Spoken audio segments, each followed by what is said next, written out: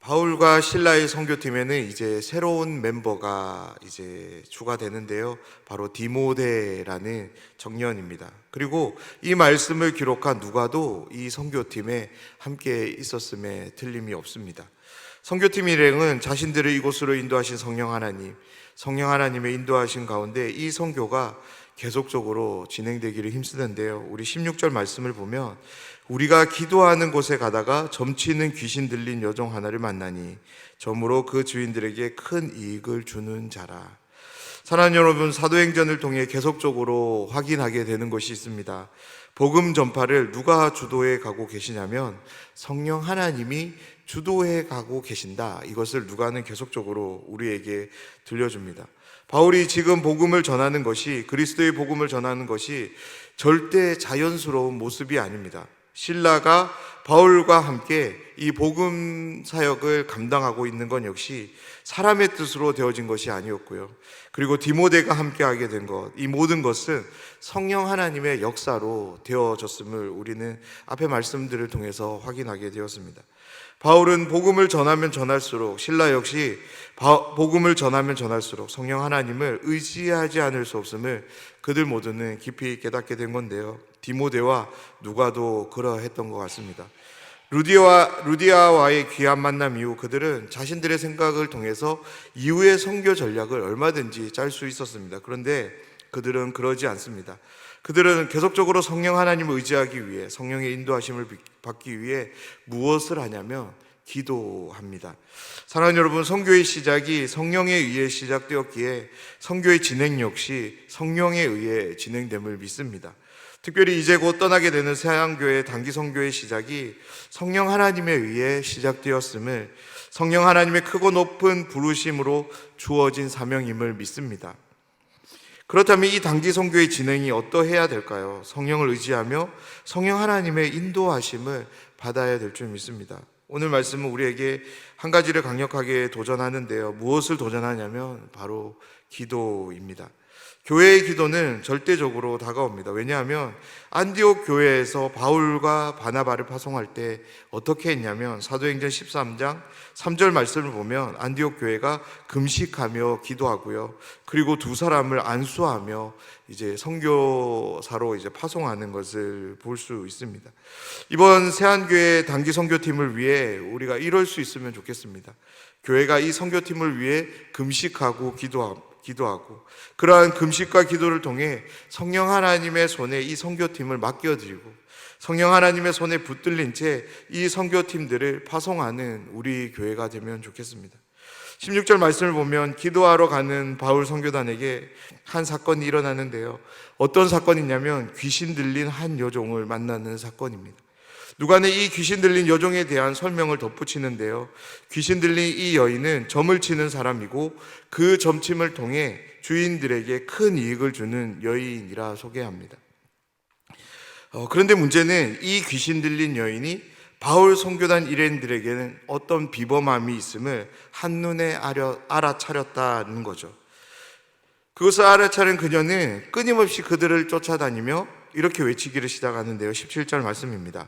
그가 바울과 우리를 따라와 소리질러 이르되 이 사람들은 지극히 높은 하나님의 종으로서 구원의 길을 너희에게 전하는 자라 하며, 이 여인이 하는 말을 그냥 보면 아무런 문제가 없어 보입니다. 왜 그렇습니까?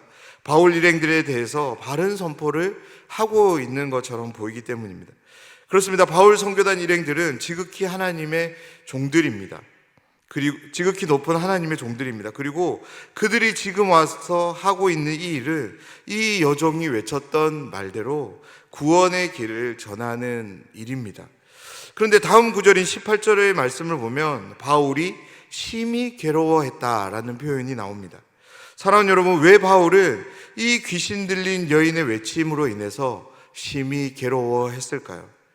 이것을 바르게 이해하기 위해서는 번역된 한글 성경의 내용이 아닌 복음이 전해지고 있는 이곳 빌립보 지역에 대한 이해가 필요합니다.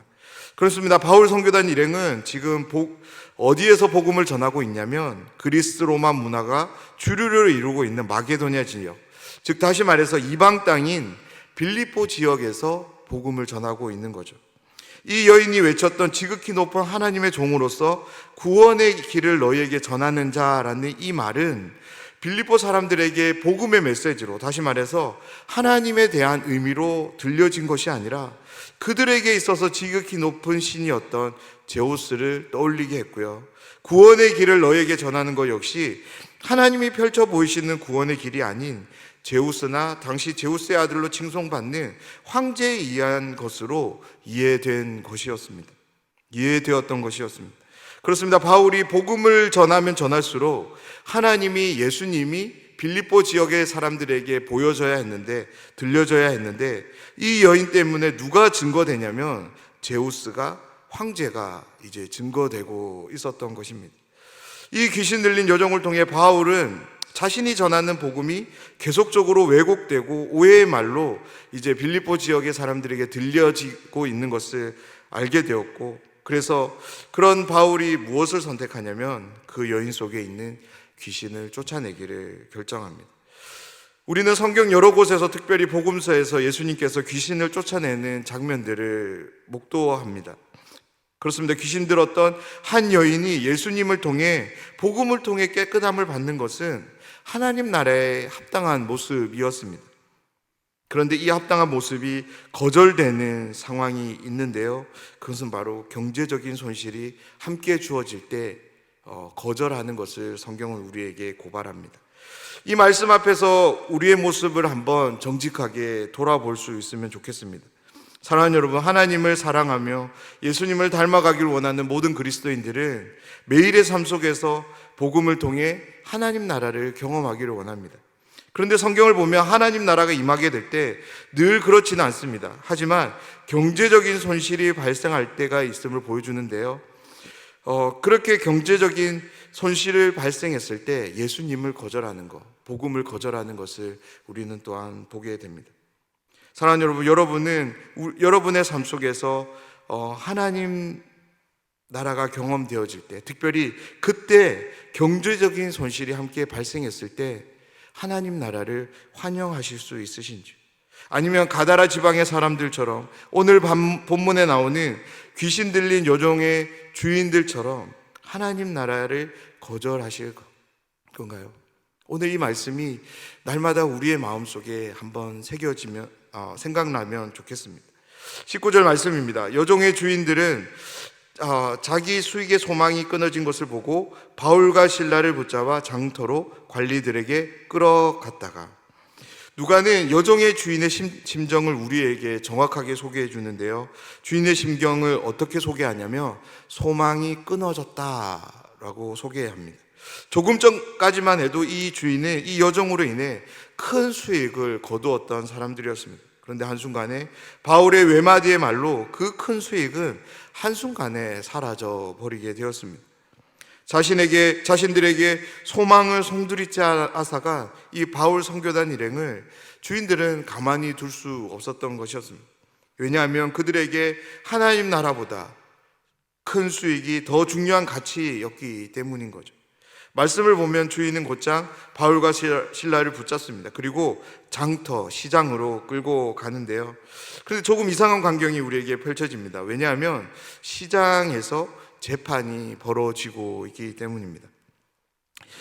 그리스 지역을 연구한 고고학자들이 이 당시 시장을 이제 발굴하게 되었는데요, 이 시장에는 이제 물건을 매매하는 곳과 함께 판결을 하는 그런 재판소와 같은 그런 공간들도 있었음을 이제 발견했다고 해요. 그리고 그 재판소 바로 앞에 이제 판결을 받은 죄인들을 가두는 이제 감옥도 함께 발굴되었다고 합니다. 제가 이미지를 하나 준비했는데요, 이 사진이 바로 이제 당시 빌립보 지역의 이제 발굴 현장입니다. 보면 이제 제일 위쪽에 이제 시장이 형성이 되었고요, 그 앞에 이제 넓은 광장같이 재판소가 있었다고 해요. 그리고 지금 이제 사진으로는 잘 안 보이는데 대로가 하나 있는데요, 그 대로는 예전 이제 고대 로마가 지었던 그 대로가 여전히 지금도 함께 한다고 합니다. 그리고 이제 그 바로 앞에 바울과 실라가 수감되었던 그 감옥이 있었다고 해요. 이게 이제 발굴이 되었는데요, 그래서 이 이미지를 보면 오늘 이 말씀이 조금 더 쉽게 다가올 것 같습니다. 이미지를 내려주십시오. 이제 20절을 시작으로 바울 선교단 일행에 대한 이제 소송이 진행되는데요. 20절 말씀입니다. 상관들 앞에 데리고 가서 말하되 이 사람들이 유대인인데 우리 성을 심히 요란하게 하여. 주인들의 송사의 말을 보면 복수를 감행하기 위해 하는 말인 것을 우리는 계속적으로 보게 됩니다. 성경은 기록하고 있지 않지만 이 주인들은 이제 이 여종이 벌어다 준 이 수익을 자신들만 누린 것이 아니라 그 주인들의 삶을 누리기 위해서 여러 사람들에게 이 비용들은 나눠줬던 것 같습니다. 그래서 다시 말해서 바울 일행을 통해 한 가문이, 더 나아가서 그 도시 전체가 그들의 송사의 말처럼 흔들리는 상황이 일어난 거죠. 그래서 그 송사에 이제 적실성을 부여하기 위해서 이 주인들은 이제 먼저 바울 일행의 신분을 이제 재판하는 사람에게 폭로합니다. 그리고 두 번째로 자신들의 신분을 이야기하며 자신들에게 불법적인 관습을 전하여 혼란을 주는 그런 선동가들로 이 바울 일행을 이제 폭로하는데요. 그렇습니다. 바울 일행들이 행한 것으로는 어떤 혐의도 찾을 수 없는 것이 사실이었습니다. 그런데요, 이 송사는 이제 채택되고 받아들여지고 그로 인해서 바울 일행들에게 이런 일이 주어지는데 22절 말씀입니다. 무리가 일제히 일어나 고발하니 상관들이 옷을 찢어 벗기고 매로 치라 하여. 이제 성경에서 바울의 첫 번째 매맞음이 오늘 사도행전 이 본문에서 소개되는데요. 귀신 들린 여인이 벌어다 준 돈으로 생활했던 무리가 일제히 일어나 이제 고발을 시작하는 거죠. 그 고발은 채택되었고 바울과 실라의 옷은 찢어져 벗겨집니다. 그리고 그들을 향해 매가 가해지게 됩니다.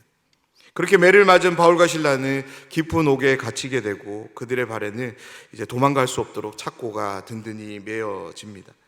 사랑하는 여러분, 만약 우리가 바울 선교단과 함께했고 복음을 전하는 중 이와 같은 일을 겪게 되었다고 한번 가정해 보면 좋겠습니다. 지금 우리는 바울과 실라와 함께 많은 매를 맞은 후 발에는 착고가 차여 있고 깊은 감옥에 갇혀 있습니다. 이때 여러분의 마음은 심정은 어떠실까요? 하나님을 향해 원망하지 않을까요? 내가 원해서 여기에 온 것이 아닙니다. 나는 다른 곳으로 가고 싶었는데 성령 하나님께서 이곳으로 보낸 거죠. 그래서 왜 나를 여기로 보내셨고 이런 어려움을 겪게 하느냐라는 이런 원망의 말을 하나님을 향해 쏘아대지는 않을까요? 그런데 성경을 보면 우리에게 놀라운 광경을 보여줍니다. 25절 말씀인데요. 한밤중에 바울과 실라가 기도하고 하나님을 찬송하며 죄수들이 듣더라. 바울과 실라는 지금 많은 매를 맞고 감옥에 갇혔습니다. 매로 인해 온몸의 살갗이 찢겨나가서 쓰라림이 온몸을 감싸고 있는 그런 상황인 거죠. 어쩌면 가만히 앉아 있는 것은 고사하고 숨 쉬는 것조차 힘든 그런 상황이었을 것입니다. 우리 한번 상상해 보면 좋겠습니다. 등이며 배며 팔과 다리 신체 모두가 매로 인해 살갗이 다 벗겨진 거죠. 그때 숨을 쉼으로써 피부가 늘어났다 줄어들 때 그 통증이 얼마나 심할까요? 그런데 그때 바울과 실라가 무엇을 하냐면 노래를 부릅니다. 기도합니다. 사랑하는 여러분, 바울과 실라의 이 모습이 저와 여러분 우리의 모습이 되면 좋겠습니다. 하나님을 향한 찬송은, 하나님께 기도드림은 늘 되어져야 하는 것입니다. 내가 기분이 좋을 때, 나에게 무언가가 필요할 때만 하나님께 찬송드리고 기도해서는 안 됩니다. 나의 어떠한가는 무관하게 하나님을 향한 찬송과 기도는 쉬지 않고 행해져야 되는 것, 그것이 신자의 마땅한 태도임을 믿습니다. 비록 큰 시련이 있었지만 하나님이 펼치신 큰 이적을 통해서 바울과 실라는 무사히 감옥을 나오게 되는데요. 그런데 감옥에서 나온 것은 이 두 사람만이 아닙니다. 바로 그들을 지키고 있었던 간수도 바울과 실라와 함께 감옥에서 나옵니다. 바울과 실라가 그냥 실제적인 감옥에서 나왔다면 이 간수는 영혼의 감옥에서부터 구원받게 되는 거죠. 그런데 간수의 구원은 간수 자신의 구원으로만 끝나는 것이 아니라 성경은 가정의 구원으로 확장됨을 우리에게 말씀합니다. 이를 통해서 빌립보 지역에 교회가 세워지게 되는데요. 오늘 말씀은 빌립보 지역의 교회가 어떻게 세워졌는지를 우리에게 보여줍니다. 말씀을 곰곰이 다시 생각해 보면 복음이 전해집니다. 그럴 때마다 복음을 막는 그런 상황들이 일어납니다. 근데 복음을 단순하게 막는 것이 아니라 늘 더 큰 장애가 나타나게 되고 막는 것을 보게 되는데요. 그러한 큰 장애물들 앞에서, 더 큰 장애물들 앞에서 바울 일행들이 무엇을 하냐면 찬송하며 기도하는 거죠. 그때 더 큰 장애물은 더 이상 장애물이 아니게 됨을 성경은 우리에게 증언합니다. 무엇으로 변합니까? 복음의 확장을 가져다 주는 매개물이 되는 것을 우리에게 말씀합니다. 오늘 말씀이 복음을 전하고 있는 우리들의 삶에 있어서 큰 소망으로 함께하기를 원합니다. 날마다 이 큰 소망을 믿음으로 붙잡고 하나님께서 하실 역사를 바라보며 복음 전하는 일에, 전도하는 일에 열심을 다하는 우리들의 삶이 되면 좋겠습니다. 그렇게 열심을 다할 때 오늘 바울과 실라에게 함께하며 그들을 통해서 복음의 확장을 이끌어내신 하나님께서 우리의 삶을 통해서도 복음의 확장을 이끌어내실 줄 믿습니다. 그러한 삶을 살아가시기를 주님의 이름으로 축원드립니다.